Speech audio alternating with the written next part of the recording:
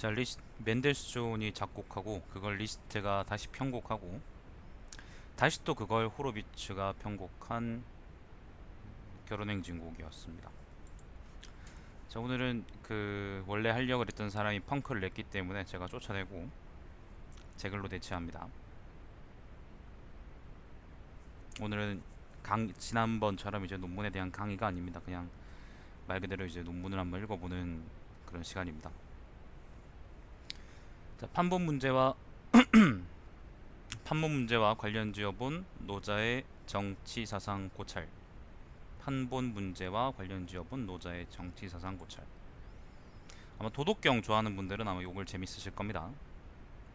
자, 차례는 이렇습니다. 도덕경 판본 문제의 판본에 따른 도덕경의 계략적인 차이, 도덕경에서 무위의 의미 분석, 주간본의 이원적 구조와 역사적 정합성 그리고 이원적 구조, 그 결론 이렇게 진행이 됩니다. 초록은 뭐 일장 초록 읽어볼까요? 자, 도덕경은 도가 사상의 시족격인 노자가 남겼다는 유일한 글이다. 하지만 노자에 대해 남아있는 유일한 사료인 사기에조차 노자의 행적이 묘연하여 누구인지 분명히 알 수 없다고 되어 있다. 이 때문에 어떤 학자들은 노자는 실존 인물이 아니며 도덕경이 한대의 위작이라는 주장을 펴기까지 했다. 하지만 73년과 93년 장사와 곽점의 한묘와 초묘에서 각각 도덕경의 백서본과 죽간본이 발굴되면서 노자 및 도덕경에 관한 연구는 새로운 국면에 맞았다. 이 두 번의 고고학적 발견으로 도덕경의 기술 연대가 가까이는 전국시대 말기, 멀리는 춘추시대 말기까지 올라가면서 노자의 실존 문제는 물론 도덕경의 위서 관련 논의도 함께 잠재워 버렸다. 다만 백서본과 죽간본은 일반적인 통행본과는 내용이나 체계 등에서 차이를 보였기 때문에 장사에서 발견된 게 백서본이고요. 비단에서 썼다 그래서 백서라고 그러고요. 그 다음에 곽점에 이제 초나라묘에서 발견된 게 죽간입니다. 죽간본이라고 해서 대나무에 쓰여져 있기 때문에 죽간본이라 그래요. 백서본과 죽간본은 일반적인 통행본은 우리가 보통 얘기하는 왕필의 도덕경을 얘기합니다. 통행본과는 그 내용이나 체제 등에서 차이를 보였기 때문에 이후의 연구는 죽간본, 백서본, 통행본을 비교하여 그 차이를 통해 도가 사상이 어떻게 변천했는지 후대에 가감된 구절이 어떤 것인지를 중심으로 이루어졌다. 하지만 필자는 역사적 인물 노자에 가장 가까운 판본이 죽간본이라는 점에 착안하여 죽간본을 통해 노자의 정치 사상을 분석하였다. 죽간본과 백서본 그리고 죽간본과 통행본의 가장 큰 차이는 아마 정치 철학적 기술이든 형이상학적 기술이든 군더더기 같은 구절들이 죽간본에 거의 존재하지 않는다는 점일 것이다. 죽간본은 일관성 있고 담백하며 과장이 섞이지 않아 논어가 그렇듯이 초기 도가의 소박한 사상이 잘 반영되어 있다. 도덕경은 형이상학적 기술과 형이상학적 정치철학적 기술 이원적 체계를 이루고 있는데 이 뭐야 이거? 형이상학적 기술과 정치철학적 기술의 이원적 체계를 이루고 있는데 이렇게 해야 되는데 아마 이게 잘못된 건가 보네. 제가 이제 잘못 썼나 보네요. 자, 필자는 정치 철학적 기술에 초점을 맞춰 그 원칙인 무위를 어떻게 해석해야 할지 고민해 보았다.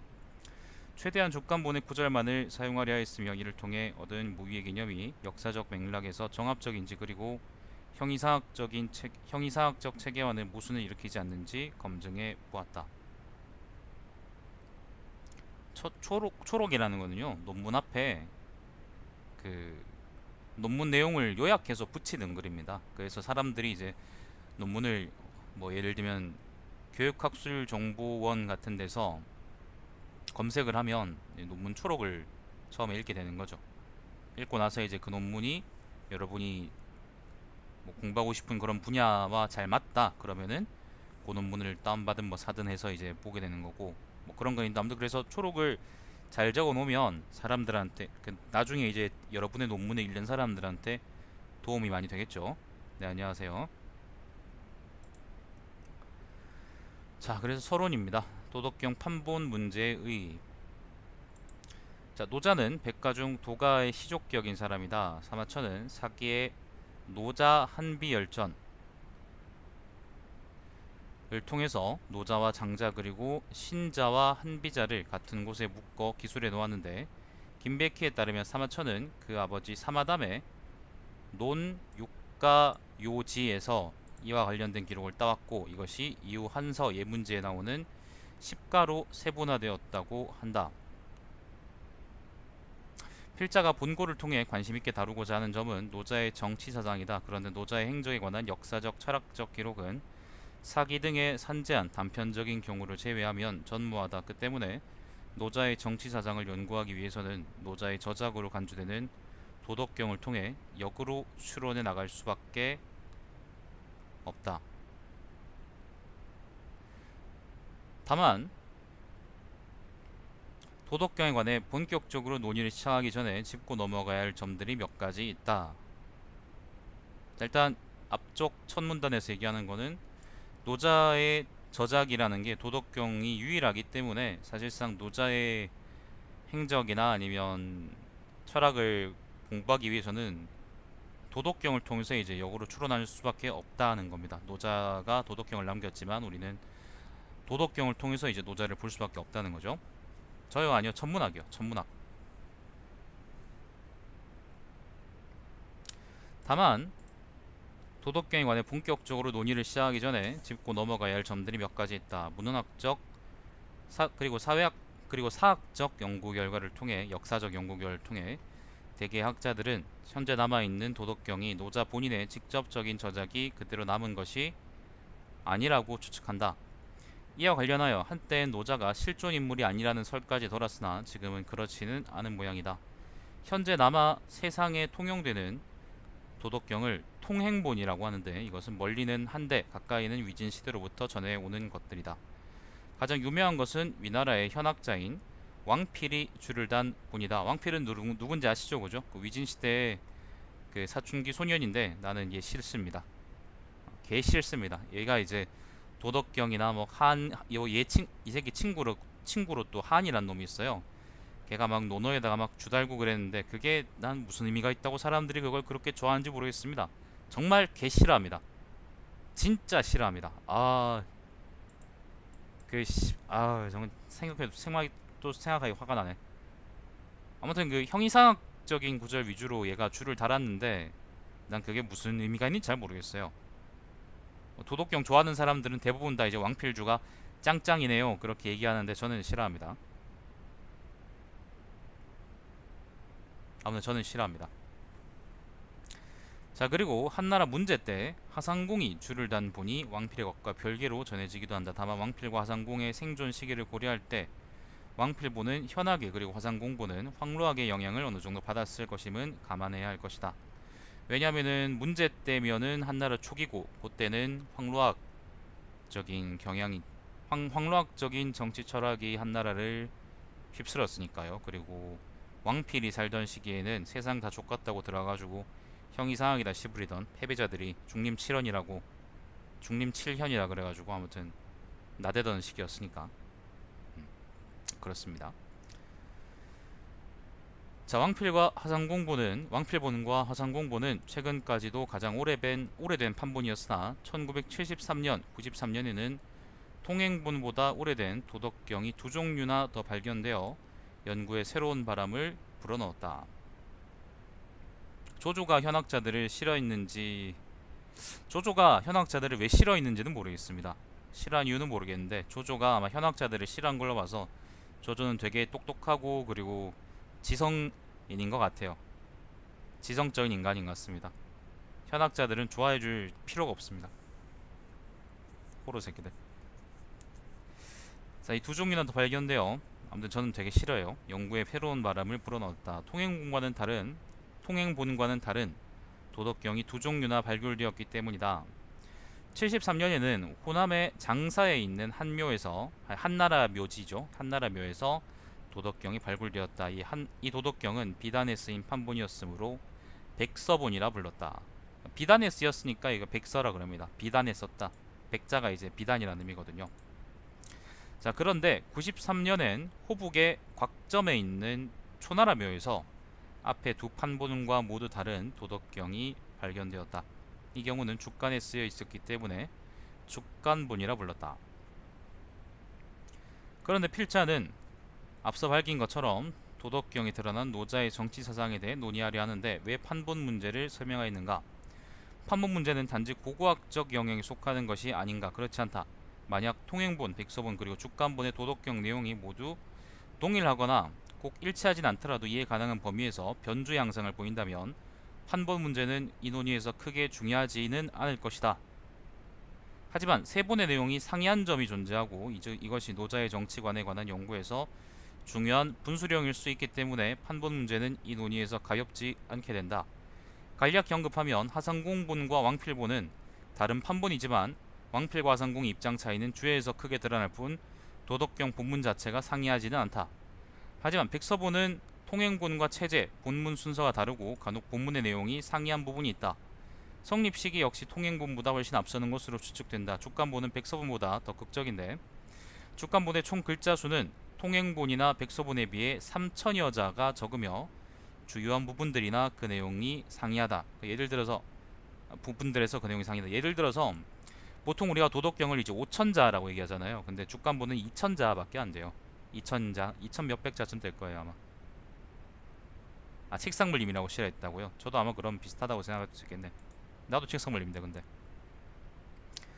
성립 추존 시기 역시 백서본보다 앞선다. 그렇기 때문에 백서본이나 주간본이 발굴된 이후 각 판본의 차이를 비교 혹은 대조하는 연구가 이루어졌는데 김백희, 오상무, 이성명, 이승률 등이 이에 해당한다. 다만 본고의 요지는 각 판본을 비교하는 데 있는 것이 아니기 때문에 해당 논쟁은 주간본이 필자의 논의에 가장 타당하다는 것을 보이기 위해 이 장에서 언급하는 것으로 그치고자 한다. 다만 판본 문제와 별개의 노자의 정치 사상에 관해서도 연구 결과가 많은데 본고에서는 고재욱, 김갑수, 김종황, 박승현, 법천, 신성열, 오상무, 이강수, 이규상, 임동춘, 임헌규, 정세근, 정유진, 조민환, 차지연 등의 부분적으로나마 참고하여 계략적으로나마 연구 경향을 파악하였다.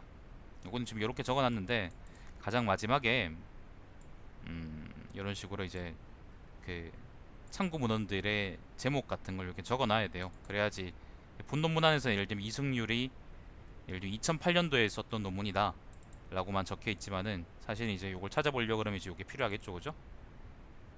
백서본이 먼저 발견됐는데 오래된 건 주간본이 오래됐습니다. 그 내용은 쉬우시죠? 그 내용은 쉽죠? 자, 필자는 본고를 통해 노자의 정치 사상을 논하려 하지만 추가적으로 역사적 인물 노자에 대해서도 간략히 분석해보려 한다. 노자의 정치 사상은 노자가 살았던 시대의 정치적, 사회적 상황과도 관련이 있을 것이기 때문이다. 노자에 관한 기록은 사기가 거의 유일하다. 처음에 기술한 것처럼 사기에는 노자의 열전이 존재하지만 그 기록이 단편적일 뿐만 아니라 사마천 본인이 노자를 노담, 노래자, 태사담 중 누구인지 정확히 알 수 없다는 식으로 애매하게 기술하여 놓았기 때문에 노자의 활동 이전에 노자의 실존 자체도 불확실했다. 하지만 백서본과 주간본이 발견되면서 도덕경이란 글 자체의 성립연대가 적어도 전국시대 중후기 혹은 춘추시대 말기까지는 거슬러 올라간다는 것이 확인되었고 따라서 극단적인 논란들은 대개 정리되었다. 현재는 통행본이 도덕경의 원본이 아니며 시대가 흐르며 도덕경에는 많은 내용이 추가되었을 것이고 이것이 통행본이 되었을 것이라는 점 등에는 대체로 동의하는 것 같다. 어느 판본이 내용상 가장 적절한지 등의 문제는 차치하더라도 말이다. 필자는 노자를 공자보다 약 20여 년 앞선 인물로 추측하고 사기 및 춘추 좌시전의 당시 기록들을 참고해 노자의 정치 사상이 당대 정치적 현실에서 정합적으로 추론될 수 있는 것인지를 또한 논증하여 필자의 철학적 논증을 뒷받침하는 근거로 사용하려 한다. 여기 무슨 말이냐면요. 예를 들면 노자가 디스토피아에 살았어요. 그러면 디스토피아에서 산 자기 삶에 따라서 이제 자기 철학적 경향이 나오게 돼요. 사람이잖아. 그건 어쩔 수 없는 거예요. 자기가 사는 것과 완전히 상이한 그런 걸 할 수는 없어요. 예를 들면 위진 현학자들이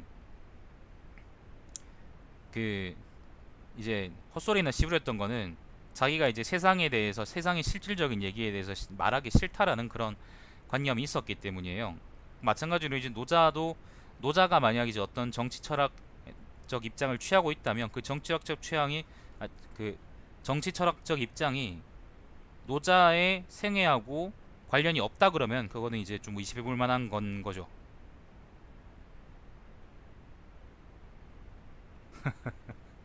자, 아무튼 그렇습니다. 각주는 한번 그냥 나중에 읽어보십시오. 자, 정리하여, 아직 서론이 좀 길었네.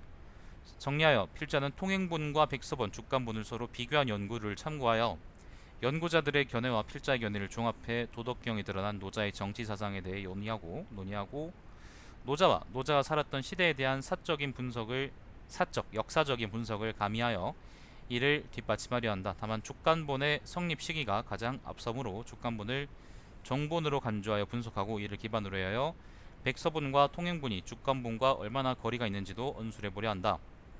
필요할 때에는 하상궁본이나 기타 1, 2차 연구소들을 활용하였고 2장에서 주간본, 백서본 그리고 왕필본을 상호 대조할 때에는 임원규의 노자 도덕경 해설을 주로 사용하였다. 다만 임원규는 통행본의 81장 책의 문장 순서를 유지하면서 이 대응되는 백서본과 주간본의 구절을 가져와 대조하는 형식을 취하였다. 그런데 주간본과 백서본의 문장 순서는 통행본과는 상이하므로 이들의 의미를 바로 보려면 각각의 원래 문장 수를 고려해야 하는데 김충렬 교수의 노자 강의에는 주간본의 본래 순서를 순서대로 본문이 해설이 각각 배치되어 있으므로 본문과 해설이 아닌가요? 이거 뭔가 좀 오타 같은데.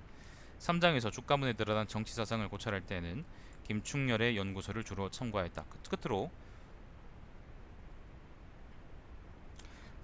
노자나 노자에 관한 역사적 사실을 알아보는 데에는 주로 사기와 춘추자 시전을 사용하였는데 전자의 경우에는 정범진의 번역서를, 호자의 경우에는 문선규의 번역서를 이용하였다.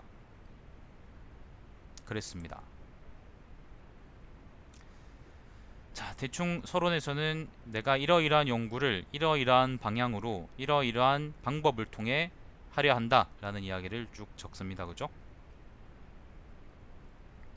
표준적입니다. 옛날에 내가 글을 참 잘 썼었구나 하는 생각이 드네요.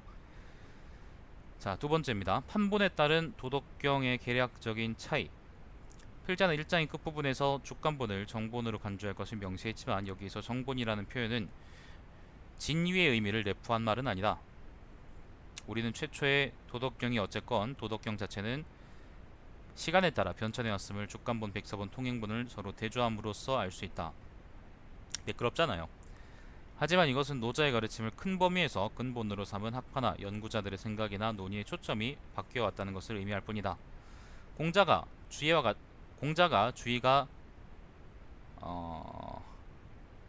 같은 육아학포로 묶이더라도 이거 공자와죠. 공자와인데 이거 내가 지금 실수했네요. 공자와 주의가 같은 육아학포로 묶이더라도 그 언수라는 바의 초점이 다르듯이 노자와 그 후계자들이 같은 도가학파로 묶이더라도 사상체계가 완전히 같을 것이라고 가정할 수는 없다. 장자만 하더라도 백성 개인의 자유를 구가한다는 점에서 노자와는 논점이 반대이다. 즉 주간본이 발견되었다고 하더라도 백서본이나 통행본이 무의미한 것이거나 이들이 미설하고 이야기할 수는 없다. 다만 그럼에도 불구하고 정본이라는 표현을 사용한 것은 필자가 도덕경에 드러난 도가학파의 정치사상이 아니라 역사적 인물 노자의 의도를 읽어내고 싶었기 때문이고 그렇다면 보다 시간적으로 후대에 만들어졌을 것이라 추측되는 백서본이나 통행본에 비해 주간본이 훨씬 적합하리라 추론했기 때문이다. 아, 이거 4개월 이상 고민하고 쓰고 지우고 한 거 아니에요. 이거 쓰는데 한 주인가 2주쯤 걸렸을 거예요 아마. 저 그렇게 글 오래 안 써요. 논문 주제를 항상 정하면 그때부터 한 2주 정도 동안 이제 그거를 하는 거죠. 그러면 사실 금방 글은 나와요. 문제는 이제 그 논점이 적합한가의 문제가 사실 제일 크죠. 논점이 적합하면은 논문도 적합하게 튀어나오는 거고, 논점이 적합하지 않으면은 이제 그냥 헛소리가 되는 거죠. 현학자들처럼. 자, 다만 단순하게 시대상으로 앞서 발견됐다고 해서 그것이 원저자의 의도에 가깝다고 추측할 수는 없다. 고고학적 발굴 과정에서 발견되는 책, 유물과 같은 사료들은 그 진위성 때문에 문제에 말리는 경우가 다분하기도 하고, 고대에는 출판 체계가 근현대처럼 발달하지 않았기 때문에 새로 발견된 도덕경이 원본의 그 형태가 가장 가깝다고 무턱대고 가정할 수 없기 때문이다.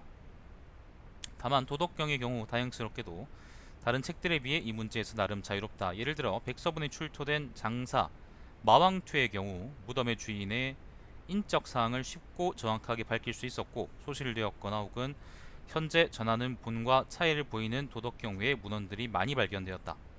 또한 통행본의 상이 있을 자리에 백서본엔 항이 있음으로 해서 백서본은 적어도 전한 문제 이전에 존재한 판본이라는 점이 분명해졌다. 문제의 휘가, 그러니까 이름이죠. 이름이 항이므로, 유항이거든요. 항이므로 문제 이후에 주가 달린 통행본에서는 항을 같은 의미의 상으로 고쳐 피위했던 것이다. 따라서 이게 동양 역사에서 정말 중요한 건데요. 피휘라는 게, 그리고 정말 잘한 건데, 되게 잘했다고 난 생각해요. 처음에는 왜 쓸데없이 이렇게 했나 싶었는데, 어릴 때는. 근데 지금 생각하면은 그 문헌이 작성됐던 시기를 이걸 통해서 우리가 알 수 있기 때문에, 양놈들은 그런 게 없지만 이제 동양에서는, 아무튼 동양에만 있는 이제 특징이라고 생각하시면 되겠습니다. 예를 들면 아침 단자를 피해서 이제 아침 조자를 쓰는 것처럼, 이성계 때문에. 이성계 원래 이름이 단이었으니까요. 자, 아무튼 휘가 항이므로 문제 이후에 피위했던 것이다. 따라서 백서본이 통행본에 비해서 고본임은, 옛날 본임은 분명하고, 따라서 화상공본이나 왕필본에 비해 본래의 도덕경의 형태에 가깝다고 하겠다. 만약 도덕경이 시대에 따라서 어느 정도 변화해 왔더라도 큰 범위에서 주제가 바뀌지 않아 그 내용의 일관성이 보장된다면 노자의 정치 사상을 고찰하는데 판본 문제를 중요하게 고려할 필요는 없을 것이다. 하지만 연구가 하지만 백서본과 족간본이 발견된 이후 통행본까지의 세 판본을 비교해 그 차이를 밝힌 연구가 제법 진행되었고, 그 결과들은 본고를 기술하는 데에도 중요하게 사용되었다. 물론 그런 의미에서 세 판본을 대조하여 각각의 함의된 실천 철학적 입장이 어떻게 바뀌었는지를 분석하여 비교하는 것도 분명 의미 있는 작업이겠으나 그것은 본고의 주제 범위를 넘는다. 따라서 이 장에서는 세 판본이 차이를 보이는 대표적인 사례를 들어 이를 비교하고 이를 통해 백서본이나 통행본에 비해 성립연대가 가장 앞서고 그 의미 역시 가장 담백한 족간본이 논자가 보이고자 하는 바에 가장 적합한 사료라는 것을 간략히 논증하고자 한다. 우선 체제상으로 각 판본은 차이를 보인다. 왕필본이나 화상공본은 도경과 덕경의 순서로 81장의 장구로 되어 있는 것에 비해 백서본은 장으로 나뉘어 있지도 않고 덕경과 도경의 순서가 바뀌어 있다. 즉 통행본이 만들어질 시기 누군가가 백서본을 81장의 장구 체제로 편집해 놓았고 그 와중에 글의 순서가 바뀌었으며 글귀가 가감되기도 하고 심지어는 의미상 중요한 글자가 바뀌기도 했다는 말이다. 단순하게 조사나 허사가 추가되거나 시대 상황에 따라 피위가 이뤄진 것도 있지만 내용이 반대가 돼버린 경우도 있다. 그 유명한 예가 통행본 17, 18장에 해당하는 부분이다. 특히 18장 처음 부분의 경우 다음과 같은 차이를 보낸다. 자, 통행본이 이렇게 나와 있습니다. 대도 패유이니, 큰 도가 패하니, 큰 도가 패하니 인이가 있게 되었다 라고 이제 해석할 수 있고요. 백서본에서는 백서본하고 족간본은 똑같은데요. 고라는 건 이제 그러므로 그런 의미죠. 대도 패, 큰 도가 패하고, 아니라는 건 여기서 어찌 뭐뭐하지 않을 수 있겠느냐 그런 말이거든요. 어찌 인이가 있을 수 있겠느냐. 큰 도가 패하고 인이가 있게 되었다는 말하고, 큰 도가 패하고 인이가 있을 수 있겠느냐라는 말하고 있는 이제 정반대죠. 그죠? 아래쪽에서는 도하고 인이가 이제 같은 의미로 해석이 되고 비슷한 의미로 해석이 되고, 위에서는 도하고 인이가 완전히 반대되거나 혹은 이제 도가 패하고서야 이제 인이가 나왔다 그런 식으로 해석할 수 있는 거잖아요. 안녕하세요. 내 이름도 상민이다. 자, 이처럼 통행본은 육아에 대한 강도 높은 비판을 담고 있다 하지만 백서본이나 족간본엔 오히려 육아에 대해 우호적으로 기술되어 있다.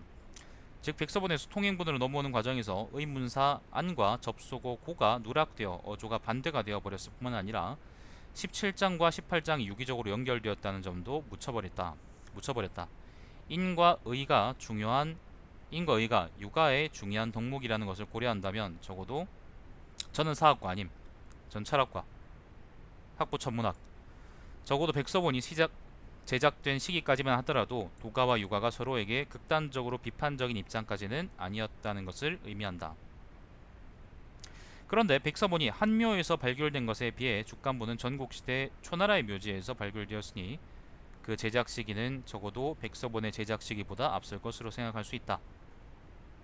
다만 족간본의 경우 백서본이나 통행본에 비해 전체의 양 자체가 반도 안 될 정도로 적다. 이것은 백서본과 통행본이 비록 형식이나 내용, 글의 순서의 차이가 있을지언정 전체 분량은 크게 다르지 않은 것과 대조적이다. 그런데 그 내용을 살폈을 때 주간본의 양이 적은 것은 백서본이나 통행본에 있는 구절 중 상당한 양이 주간본에서는 발견되지 않았기 때문이다. 예를 들어 통행본의 가장 첫 장인 도가도 비상도, 도가도 비상도, 명가명 비상명은 주간본에서 찾아볼 수 없다. 첫 장이 되게 유명하죠. 여러분이 그 도덕경을 다른 사람들한테 이제 여자들한테 자랑할 때 항상 할아버지들이 할머니들한테 이제 자기 똑똑하다고 이제 자랑할 때 항상 도덕경 첫 장을 예로 드는데, 도를 도가 아니면 도를 도라 하면 도가 아니고 이름 붙이기를 이름 붙이기로 하면 이름 붙인 게 아니다. 그 이름이 아니다. 뭐 그런 식으로 번역을 하면서 이제 이건 참 역설적이든 난 이걸 이해하고 있어. 그렇게 이제 할머니들한테 어필하는데 사실은 그런 게 주간본에 안 나온다는 겁니다. 논리적으로 말이 안 되죠. 사람들이 철학을 접할 때 되게 크게 실수하는 것들 중에 하나가 난 뭐라고 생각하냐면은 철학이라는 게 되게 형이상학적이고 그리고 어떤 의미에서는 되게 신비주의적이라고 생각한다는 거예요. 특히 이제 동양 철학에 대해서 그렇게 생각하는 경우가 많죠. 근데 지금 사람들하고 10년 전 사람들이 예를 들면 그러니까 논증의 이제 정도가 달랐을지라도 어쨌건 이 논증하는 방법이 비슷했던 것처럼 마찬가지로 지금 사람도 이제 지금 사람이든 옛날 사람이든 2000년 전 사람이든 3000년 전 사람이든 어쨌거나 아는 게 많고 적으면 다를지라도 어쨌건 논증하는 방식이나 이게 타당하다고 생각하는 방식은 비슷하다는 점에서 어차피 둘 다 사람이라는 거는 똑같다는 거예요. 결국은 이제 논리적으로 문제가 있다는 거는 이게 이걸 쓴 놈이 지능적으로 모자라거나 첫 번째, 두 번째로는 어떤 의도가 있어서 일부러 이렇게 썼거나, 예를 들면 크게 두 가지 중에 하나라고 생각할 수가 있는데, 저는 왜 아무튼 그걸 가지고 그 논리적으로 모순적이면 오히려 이게 가치가 높아진다라고 사람들이 많이 생각하는지 잘 이해를 못 하겠거든요. 아무튼 주간본에 욕이 없습니다. 주간본에 욕이 없다는 점에서 나는 그게 좀 더 이제 신빙성 있는 책이라고 생각을 했었어요. 뭐 여러분 어떻게 생각할지 모르겠습니다. 자, 통행본의 81장 체계에 맞춰 정리하자면 통행본의 1, 3, 4, 6에서 8, 10에서 12, 14, 21에서 24, 26에서 29, 33, 34, 38, 39, 42, 43, 81장을 주간본에서는 찾아볼 수가 없다. 예, 주간본이 만들어진 이후에 누가 이거를 가필했다는 거지. 더했다는 거죠. 혹은 이렇게 생각할 수도 있어요. 주간본이 원래 도덕경에 이런 내용들이 있는데 그 내용들을 빼고서 누가 이제 적어놓은 책이다라고 그렇게 얘기할 수도 있겠죠. 근데 그건 이제 타당성을 따져봐야 되는 거지. 자, 그런데 주간본에 있는 장이라도 백서본과 마찬가지로 문구가 완전히 일치하는 것은 아니며 16장의 경우처럼 장의 일부분만 주간본에서 찾아볼 수 있는 경우도 있다. 그렇다면 백서본이나 통행본에는 대개 함께 존재하지만 주간본에는 없는 위의 장들은 어떤 내용일까? 크게 세 종류이다. 먼저 주간본에는 백서본과 통행본 곳곳에 산재한 형이상학적 구절들이 대거 존재하지 않는다. 예를 들어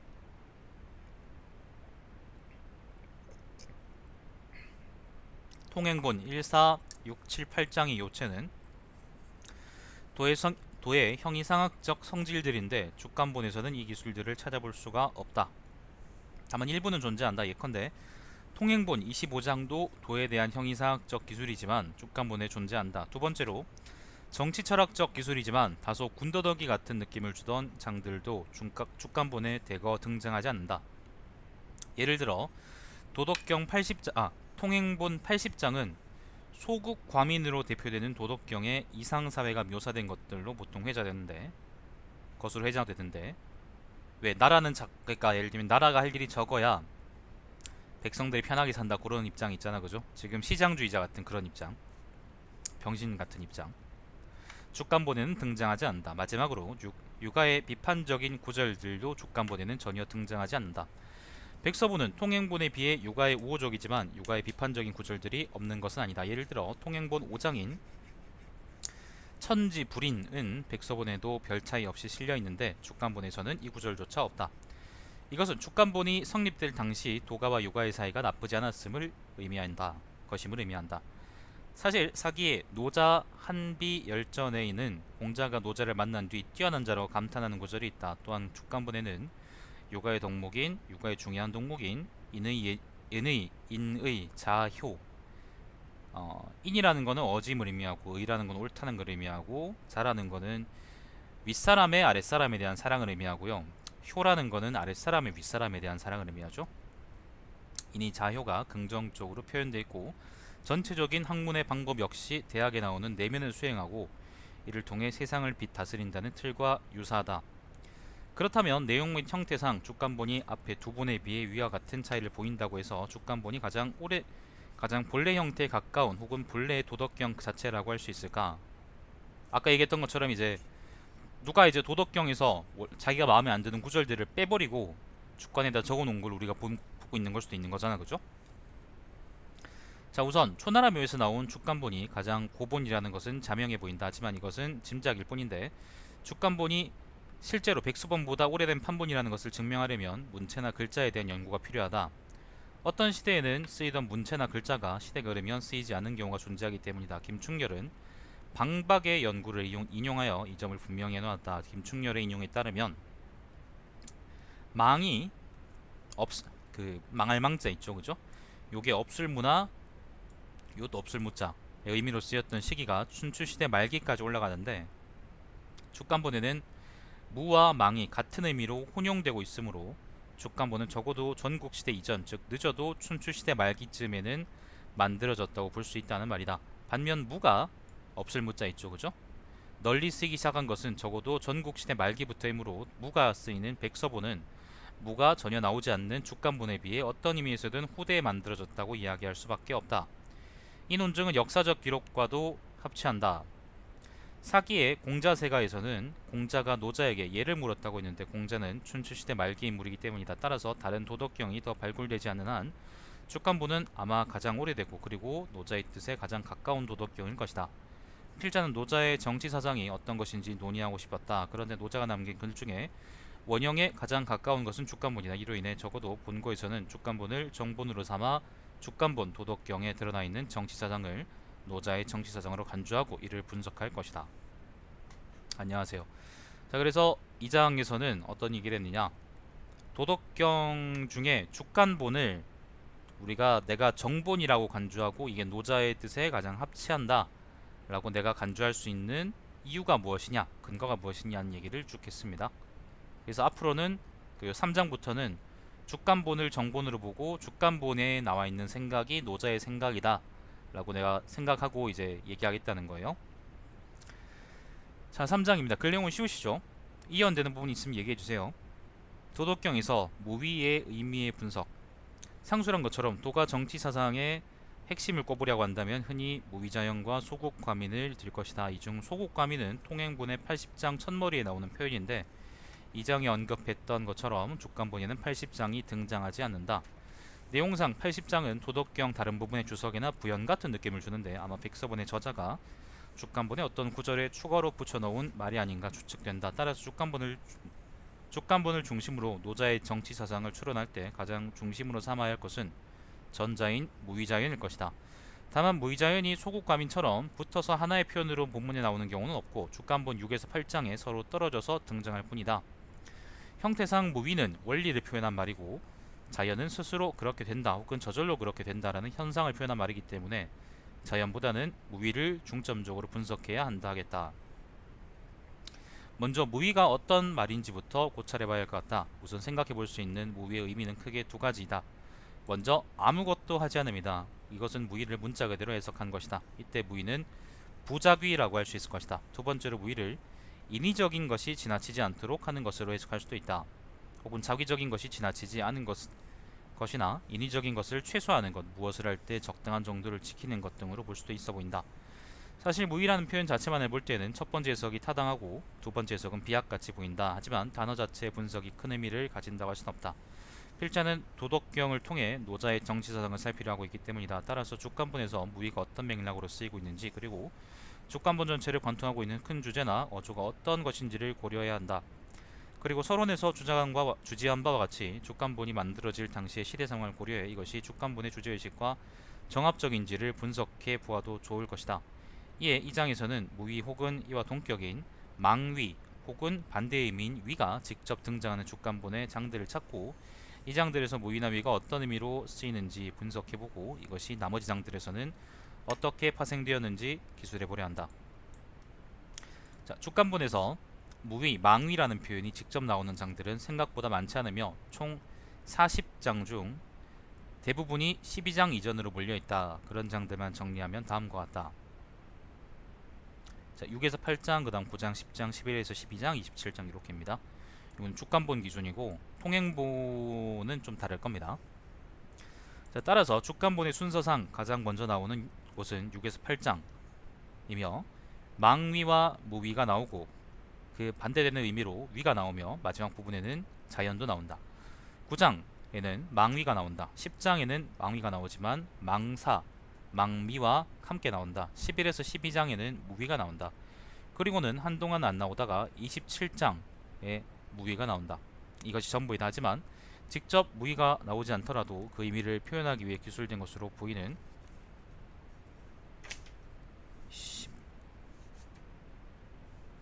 목이 있는데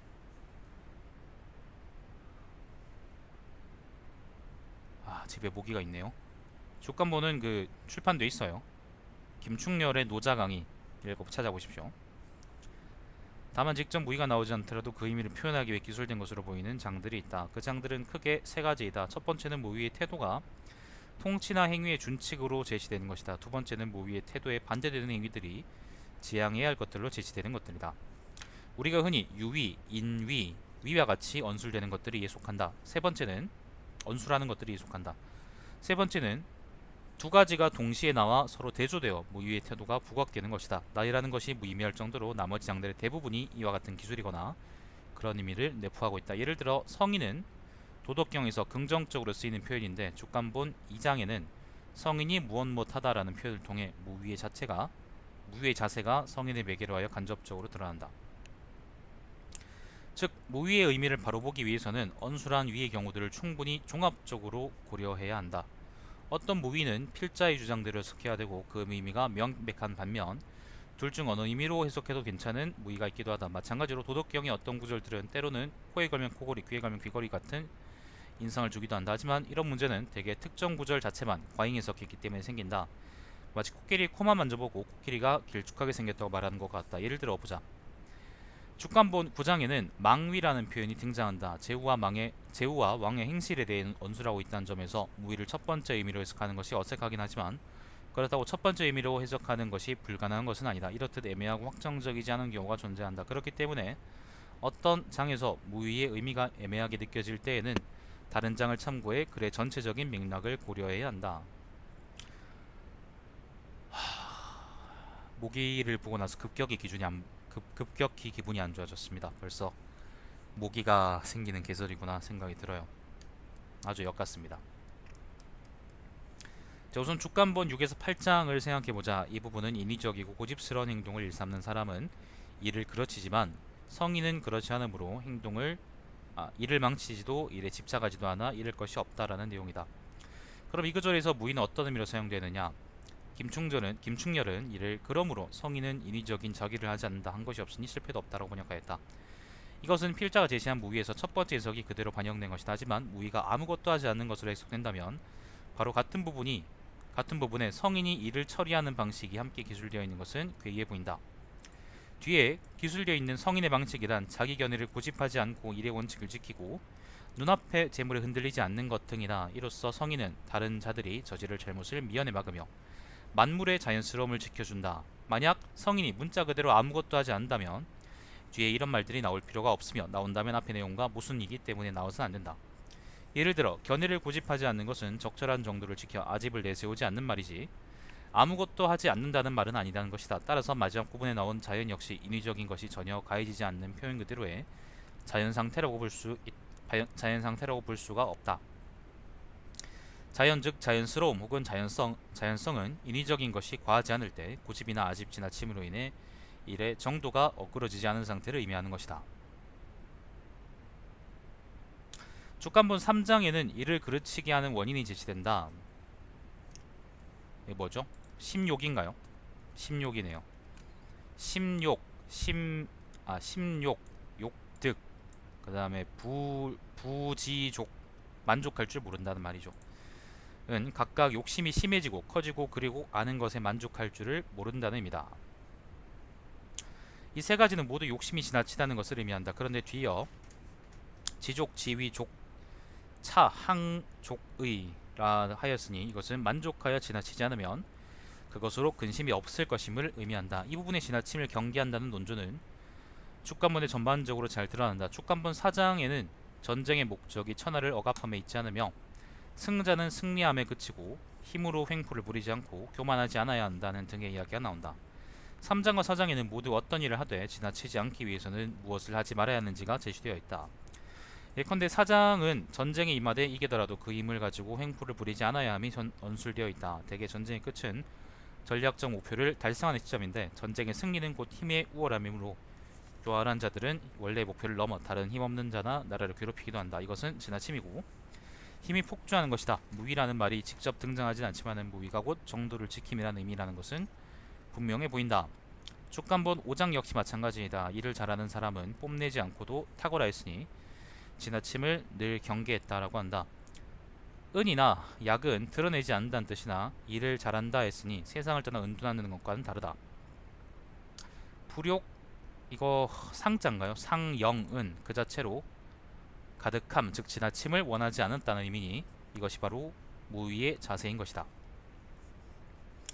축간본 18에서 19장은 어떤 일이 커지기 전에 해결해야 할 근심이 없다는 말이다. 이 장에는 간접적으로 무위의 자세가 드러나 있는데 만일 이를 방치하거나 방관하여 일이 커졌을 경우에는 어쩔 수 없이 과한 방법을 써야 이를 해결할 수 있을 것이고 그렇다면 문제가 생길 것이라는 말이다.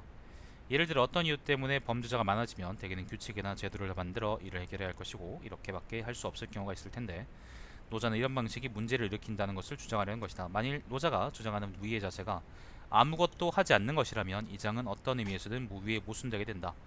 축간본 20장에서도 지나치지 말라는 무위의 자세가 잘 드러난다. 지혜로운 자는 자랑하지 않으니 구멍과 문을 막아 뽐내지 않으면 친할 수도 사이가 멀 수도 이롭게 할 수도 해를 끼칠 수도 귀하게 할 수도 천하게 대할 수도 없으며 이에 천하에서 귀하게 된다라고 했다.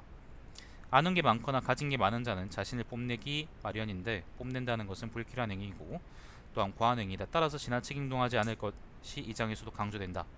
아무것도 하지 않는 것이 무위라면 지지자라는 것이 나오는 말이 모순될 것이다. 말이 나온 것이 모순될 것이다. 이 장에서도 축간본 1장에서도 이와 같은 말이 있다. 잔꾀와 교묘한 말을 버린다면 백성들이 이득이 100배가 될 것이고 약삭 발음과 탐욕을 버린다면 도적이 생기지 않을 것이라는 말 등의 말이다. 여기서 이 절인가요? 색인가요? 절이네요. 절. 그 다음에 이거는 엽인가? 기구나. 절, 기와 함께 쓰인 지, 그 다음에 이거는 변인가 판이냐? 변이구나. 변, 교, 리는 부정적으로 사용되었는데 모두 맥락상 술책이나 꼼수, 기교를 부린다는 뜻으로 해석해야 한다. 그렇지 않으면 지가 1장에서는 부정적으로 쓰이고 위에 20장에서는 긍정적으로 쓰이는 것을 설명할 수 없으며 리의 경우 1장 안에서 긍정으로도 부정으로도 쓰이지 않는 것을 마찬가지로 설명할 수가 없다. 부정적으로도 긍정적으로도 부정적으로도 쓰이는 것을 마찬가지로 설명할 수가 없다. 술책, 꼼수, 기교는 어떤 목적을 이루기 위해 사용되는 정도에서 벗어난 비정상적인 방법이다. 1장은 이런 것들을 사용하지 않으면 즉 무위하면 문제가 생기지 않는다는 내용이다. 다만 특이한 점이 있다. 뒤이어 만약 비정상적인 방법을 끊는 것만으로는 부족하다면 간혹은 소리쳐서 복속시킨다라는 말이 있는데 이것은 노자가 정치를 행할 것을 권했다는 점을 직접적으로 보여준다. 만약 무위가 아무것도 하지 않는 것이라면 분명 이 구절은 무위의 의미와 상충한다. 축간본 21장에서는 무위를 지키지 않았을 때 폐단이 잘 드러나 있다. 이 장에서는 지켜야 하지 말아야 할 것들, 욕심을 일으키는 것들, 아는 것, 법규가 늘면 나라가 혼란해지고 일이 망쳐지므로 성인은 쓸데없는 일을 일으키지 않고 바른 것을 좋아하고 욕심내지 않길 바란다라고 했다. 규칙이나 법규 그리고 필요 이상의 재물이 늘면 사람들이 욕심내거나 겁을 내 오히려 또 혼란스러워지니 이를 적당히 줄여 지나침이 없게 하는 것이 또한 성인의 가르침이라는 것이다. 이것이 성인의 자세이고 또한 무위의 자세이니 앞에서 예로 든 다른 장과 다를 바가 없다. 이후 축간본 40장까지도 내용이 앞의 분석에서 크게 벗어나지 않는다. 축간본 25장 에는 무의의 의미가 분명함을 넘어 노골적으로 표현되어 있다. 아, 이거 24장짜리였군요.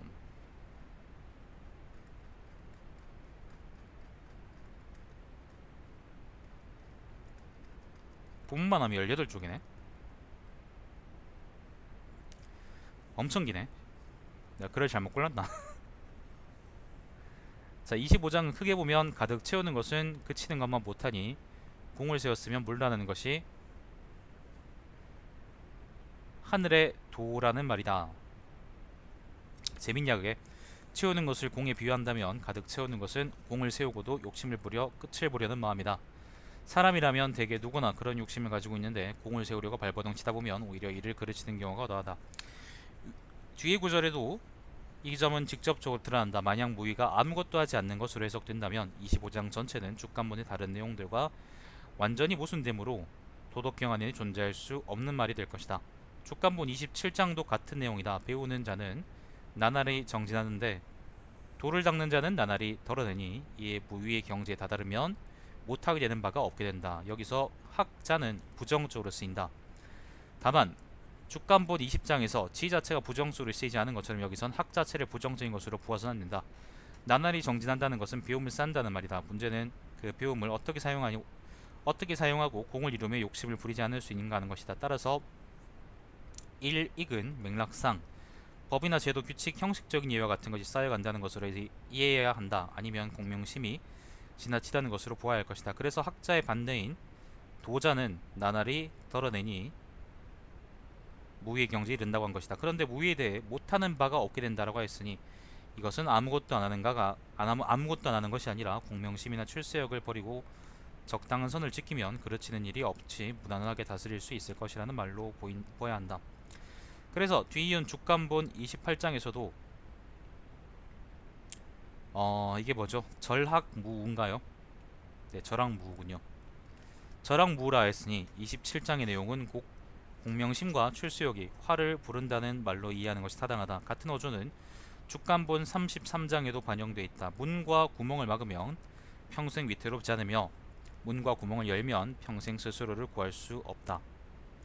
여기서 문과 구멍은 주간본의 맥락상 공명심이나 출세욕으로 보아야 자연스럽고 백서본이나 송행본을 참고하여 붙어있는 다른 얼굴을 참고하더라도 필자의 생각과 크게 다르지 않다. 이런 행보는 주간본이 끝날 때까지 일관성이 깨어진다.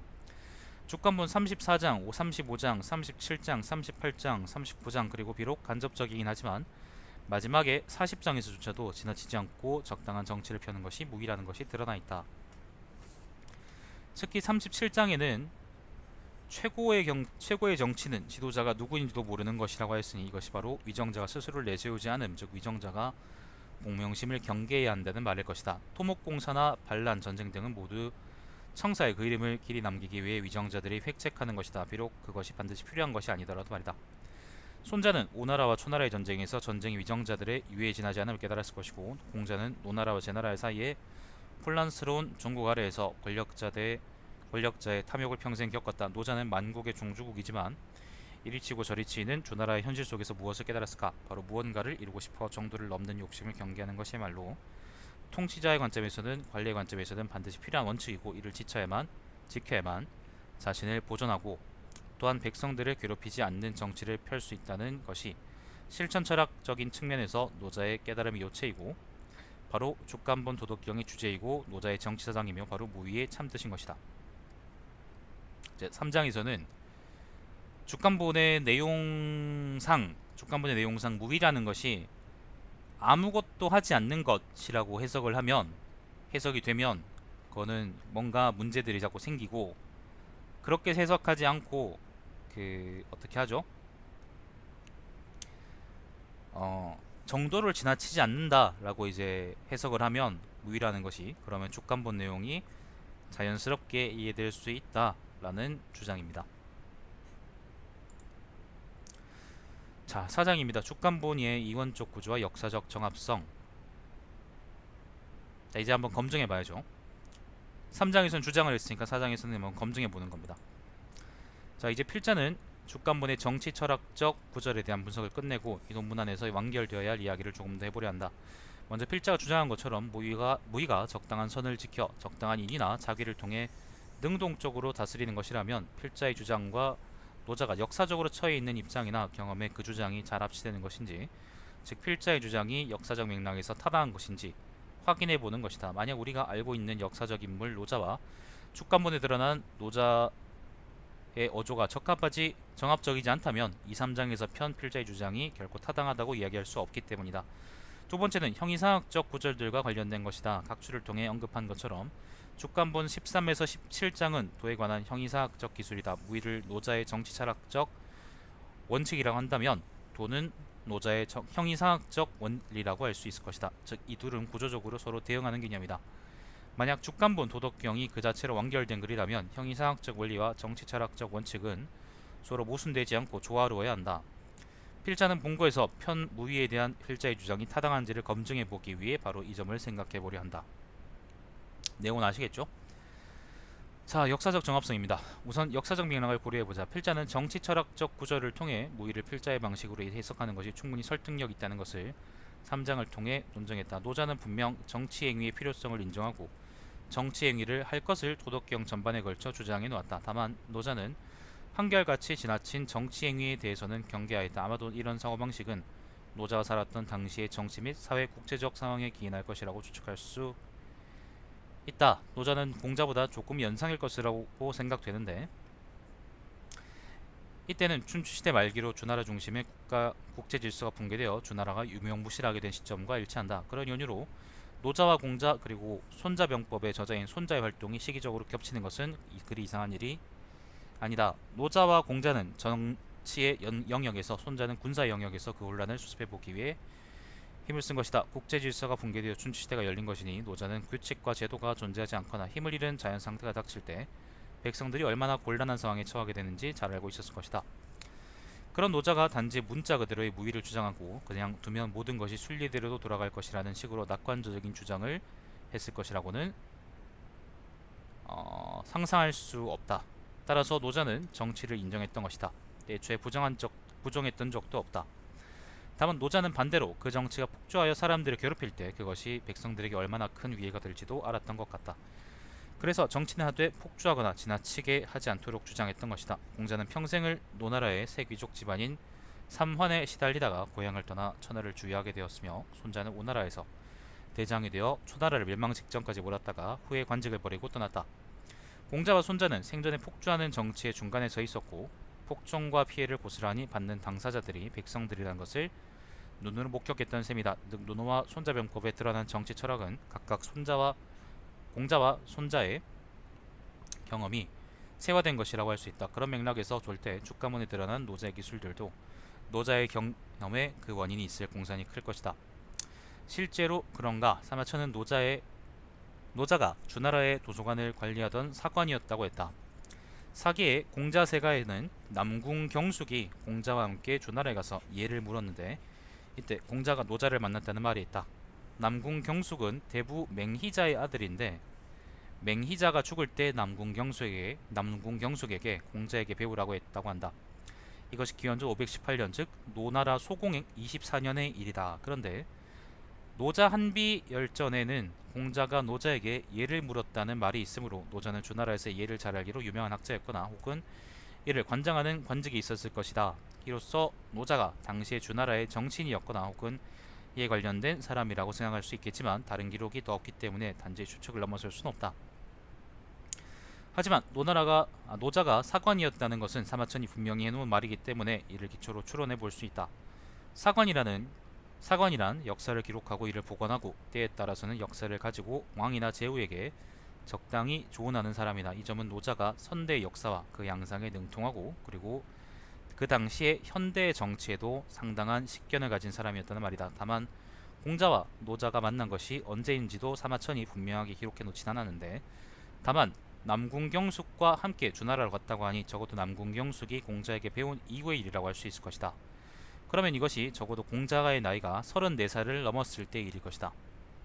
그런데 좀 더 분명히 해볼 수도 있다. 공자 세가에는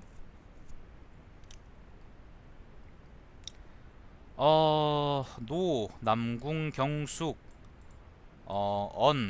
노군 왈 노나라의 남궁 경숙이 노나라의 군주에게 말하기를 청 여공자 청합니다. 공자와 함께 주나라로 가서 노군 여지 일승차 이건 뭔지 모르겠네요.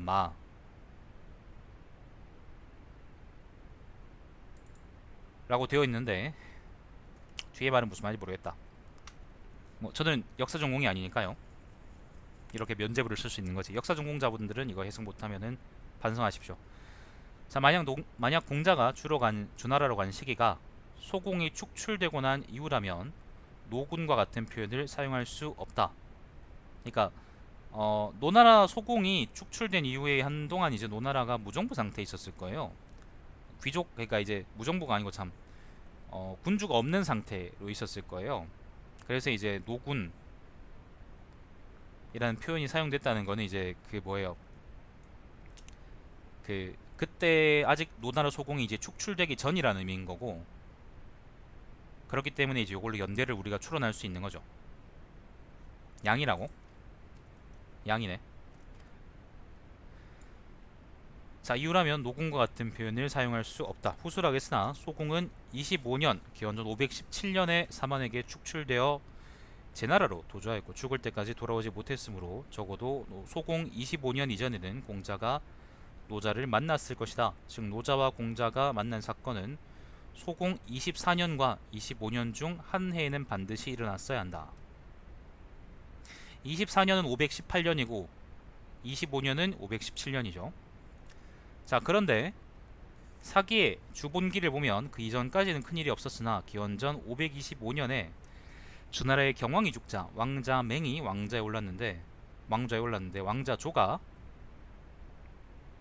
맹을 잡아 죽인 것을 시작으로 진나라가 개입해서 왕자 계를 경왕으로 세우는 등 일대 혼란이 있었다. 이 난리는 기원전 516년에 진나라가 경왕을 왕좌에 앉히고 왕자 조가 왕위에서 내려와 다시 신하가 되는 것으로 일단락되었으나 기원전 503년에 이르러서야 완전히 마무리되었다. 그런데 이 사건은 노나라의 전국도 마찬가지였으니 제후였던 소공과 실질적인 권력자였던 계평자 사이의 싸움이 붙어 소공이 국외로 축출당했다가 객사하는 등으로 혼란스러웠다. 이 싸움은 소공 25년, 즉 기원전 575년에 공자가 35살 때죠. 시작되었고 기원전 509년 소공이 제나라에서 죽고 그 동생인 정공이 제후 자리에 오르고서야 끝났다. 이때가 공자의 나이가 42살이 되던 때다. 이를 고려하면 정확한 시점은 밝힐 수 없지만 노나라에서 주나라에 사람을 보내 예를 구한 까닭은 소공과 계평자 사이의 싸움과 어떻게든 관련이 있다고 생각할 수 있어 보인다. 그런데 노자가 몸담은 종주국 주나라 왕실의 상황도 상기한 바와 같았으니 노자가 공자에게 한 말이 자중하여 몸을 보존하라는 말이 그 상황과 어긋나지 않는다. 마찬가지로 당시의 상황을 고려하면 노자의 정치적 원리인 무위를 필자와 같이 해석하는 것이 역사적 상황과 정합적으로 보인다. 공자 세가에는 노자가 공자에게 총명하고 깊게 관찰하는 사람에게는 죽음의 위험이 따르는데 이는 남을 잘 비판하기 때문이고 많은 지식을 지니고 재능이 뛰어난 사람은 그 몸이 위태로운데 이는 남의 결점을 잘 지적해내기 때문입니다. 사람의 자녀된 자는 아버지뻘 되는 사람 앞에서 자기를 낮추고 사람의 신하된 자는 임금 앞에서 자기를 지켜세우지 않는 법입니다. 라고 했다는데 이것은 3장에서 필자가 분석한 모의와 잘 합치된다. 노자가 정치의 필요성을 몰랐을 리 없고 또한 그것이 지나칠 때 백성들을 얼마나 상하게 하는지를 경계했을 뿐일 것이다. 따라서 역사적 맥락에서 노자가 무의를 필자의 분석처럼 고려했다는 필자의 주장은 충분히 타당해 보인다. 사다실에서는 그 당시에 이제 역사적 상황들을 봤을 때 정황들과 뭐 이런저런 사실관계를 따져봤을 때 노자가 요런 주장을 했다는 것은 아마 맞아 보인다. 그렇기 때문에 내 말이 맞다라는 주장입니다. 자, 그 다음 이번 쪽 구조입니다. 이제 상기한 13에서 17장의 형이상학적 기술들이 요 족간본입니다. 필자가 해석한 모의와 정합적인지 고찰해보겠다. 이 5장은 모두 도 혹은 이에 관련된 개념에 관한 기술이다. 이를 형이상학적인 구절들과 비교해보자. 도는 순리이며 원리이다. 도는 세상 만물을 존재하게 하고 만물에 깃들어 있으며 또한 순환하게 한다. 도의 이런 의미를 그대로 정치 철학으로 가져오면 무의자연을 아무것도 하지 않아도 순리대로 돌아감의 의미로 해석할 수 있을 것이다. 물론 필자는 무의를 자기적인 것을 지나치게 하지 않는 것, 혹은 자기적인 것을 최소화하는 것 등으로 무의를 해석하였다. 이런데 필자처럼 해석할 경우에는 족간본의 형이상학적 구절들과 정치철학적 구절들은 상충하는 것처럼 보인다. 어떻게 생각해야 할까? 형이상학적 원리인 도의 의미와 무의의 의미가 서로 유리된 것은 무슨 까닭일까? 위의 역사적 분석과 족간본의 내용 분석에 따르면 노자가 무의를 아무것도 하지 않는 것으로 사용하였다고 해석하지는 않았다는 것은 분명해 보인다. 이때 두 가지 가능성을 생각해 볼 수 있다. 하나는 도가 단순히 형이상학적 원리일 뿐 정치철학적 원리인 무의와는 서로 별개라는 가정이다. 이처럼 생각한다면 이 문제에 대해 별로 고민하지 않아도 되겠지만 족간본 더 나아가 도덕경 자체가 일관성 없는 글이 되어버리고 만다. 두 번째는 형이상학적 원리인 도가 우주의 원리로 노자 사상의 배경이 깔리지만 실제 정치 철학에서는 간접적인 역할만 할 것이라는 가정이다. 누군가 정치를 행할 때에는 무위의 원칙, 즉 정치가 폭주하지 않도록 잘 조절해야 하는데 이때 제도나 규칙을 많이 만들지 않아도 정치가 잘 이루어지지 않는 근거를 도로 삼는 것이다. 두 번째 방식을 따른다면 형이상학적 원리인 도와 정치철학적, 즉 형이상학적 원리인 무위가 공존하여 형이하학적 원리인 무위가 공존하여 도덕경의 이원적 체계가 완성된다. 그리고 족간본은 분명 그 자체로 완성된 글이 된다. 완결된 글이 된다. 도덕경의 이원적 구조는 형이하학적인 대학과 형이상학적인 중용이 서로 상부하며 유학을 완성해 나가는 것에 비견해 볼 만하다. 그런데 150년에서 200년이 지난 뒤에 백서본의 형이상학적 기술들이 많이 추가된 것을 생각해 본다면 당대 노자의 후계자들은 족간본의 이원 체계가 다소 부실했다고 생각했는지도 모르겠다. 길었습니다. 자, 결론입니다. 1973년과 93년에 각각 백서본과 족간본이 발견된 이후 도가 사상에 대한 연구는 일대 역변을 겪었다. 백서본은 왕필이나 하상공의 통행본에 비해 큰 차이가 있는 것은 아니지만 적어도 전국시대 중기까지는 도덕경이 실존하였다는 점을 알 수 있게 해주었다. 족간본은 백서본과 통행본에 비해 크게 달랐다. 족간본이 발견되면서 통행본과 백서본의 형이상학적 구절들은 대부분 백서본이 만들어질 때 추가된 것이라는 것이 밝혀졌고, 따라서 원래 도덕경은 소박한 정치 철학서에 가깝다는 것이 증명되었다. 또한 족간본에는 인의, 자효와 같은 육아적 덕목들이 전혀 부정적으로 쓰이지 않았고 또 오히려 긍정적으로 쓰여 있는데, 이로써 원시적인 도가와 원시적인 육아, 즉 두 학파의 시조인 공자와 노자의 생각이 생각보다 다르지 않고 오히려 둘 사이에 어느 정도 공감대가 서 있었음을 알 수 있게 되었다. 이와 같이 족간본이 발견되면서 노자 및 초기 도가에 대한 연구 결과는 많은 부분이 뒤집어지고 말았다.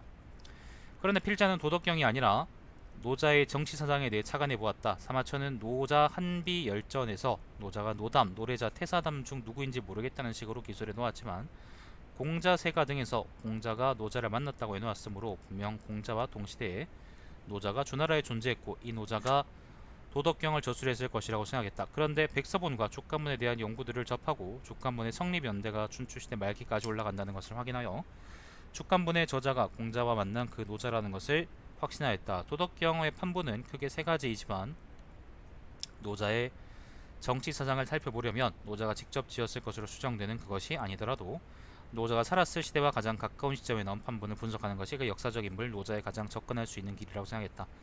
그래서 필자는 노자의 정치 사상을 연구하려 했으면서도, 즉 전형적인 철학 분과의 연구를 지향했으면서도 역사적 문제인 판본 문제를 개입시킬 수밖에 없었고, 이에 족간본, 백서본, 통행본이 각각 어떻게 다른지에 대해 계략적으로나마 언소리하였다. 그런데 족간본이 비록 노자에 가장 가깝다 하더라도 백서본이나 통행본에서도 통행본이도 노자의 뜻이 전달되어 있을 것인데 하필이면 족간본을 고집하였는가? 우선 족간본은 깔끔하고 군더더기가 거의 없다. 무위의 정치 자체를 일관되게 주장하면서도 개인 수양에 관한 기술이 있고 형이상학과 형이하학의 이원체계도 갖춰져 있다. 필자는 백서본이 만들어진 과정이 아마 도가에 속하는 혹은 노자의 가르침에 영향을 받은 학자들이 족간본의 어구를 추가하거나 부연한 것에서 시작되었을 것이라고 생각한다. 그런 점에서 백서본에서는 육아에 대한 비판적인 진술들이 들어가 있고 형이상학적인 구절들도 족간본에 비해 많으며 정치 철학에 대한 부연도 많다. 그런데 이 부연들은 노자의 뜻이라기보다는 그 후기자들의 뜻이라고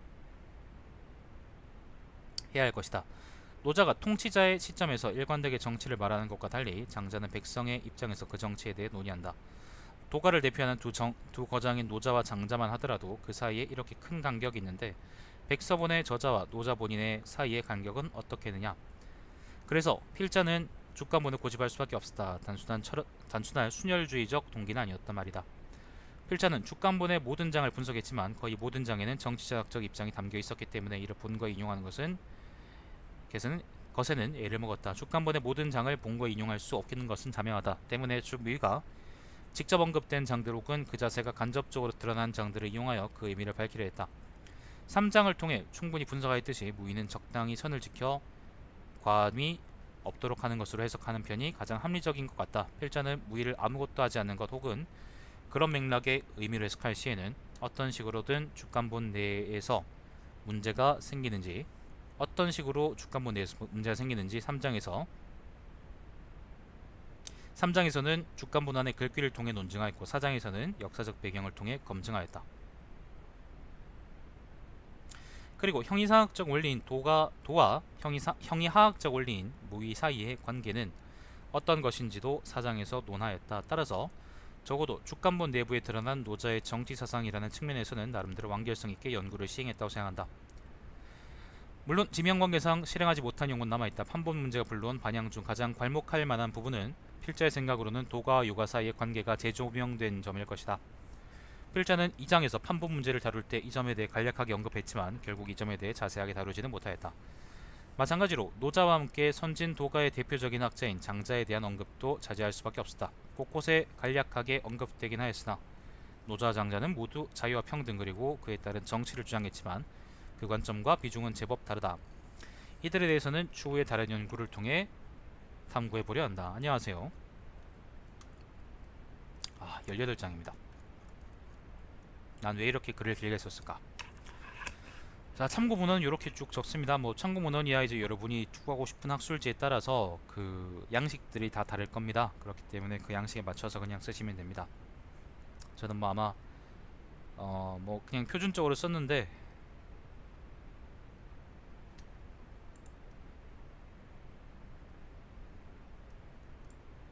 한국디자인학회 진짜 별걸 다 봤구나.